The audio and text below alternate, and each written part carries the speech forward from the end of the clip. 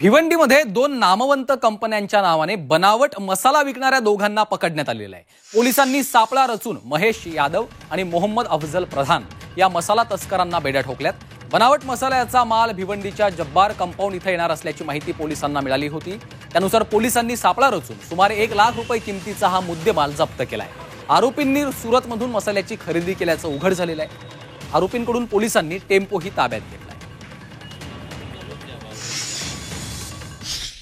सुरत या ठिकाणी आमची टीम गेल्यानंतर सुरतमधील लक्ष्मीनारायण सोसायटी, महाराणा प्रताप चौक, गोडद्रा सुरत या ठिकाणी एका गाळ्यामध्ये एका मशीनच्या साहाय्याने अशा प्रकारचा लो क्वालिटीचा मसाला या एव्हरेस्ट कंपनीच्या पॅकिंगमध्ये पॅकिंग करण्यात येत होता आणि त्याद्वारे या मसाल्याची ओरिजिनल मसाला असल्याप्रमाणे विक्री महाराष्ट्र, मध्य प्रदेश, उत्तर प्रदेश या वेगवेगळ्या राज्यामध्ये केली जात असल्याचं तपासामध्ये आढळून आलेलं आहे।